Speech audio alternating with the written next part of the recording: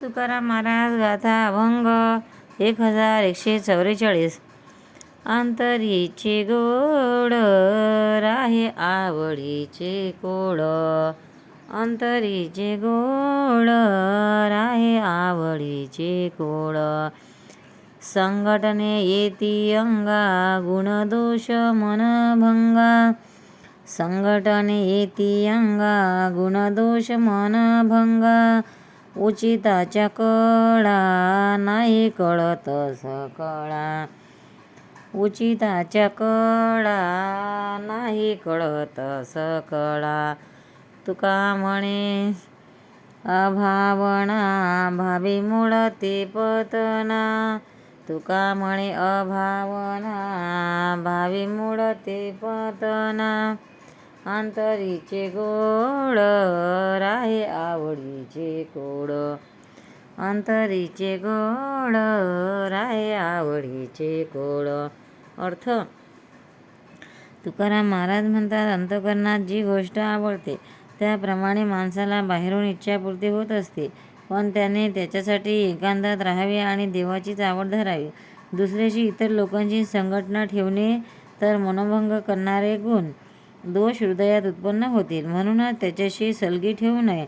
कित्येक लोकांना उचित काय अनुचित काय हे कळत नाही, त्यामुळे आपल्याला त्रास होतो. लोकांच्या संगतीचे मनात वेद, संत व भगवंत यांच्याविषयी अश्रद्धा उत्पन्न होऊ शकते व ती पतनास कारण होते.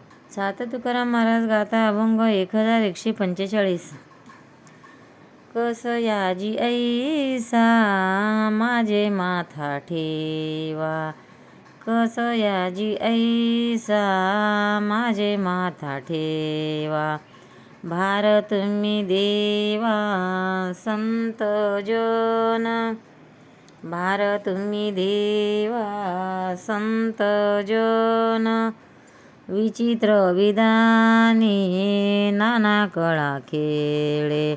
नाचवी पुतळे नारायण. विचित्र विधाने नाना कळा खेळे. नाचवी पुतळे नारायण. काय वानराचे अंगीचे ते शक्ती. उदकात रती वरी शिळा. काय वानराचे अंगीचे ते शक्ती. उदकात रती वरी शिळा. तुका म्हणे करे निमित्याची आड. टिष्टेऊनी जड धावी पुढे. तुका म्हणे करे निमित्ताची आड.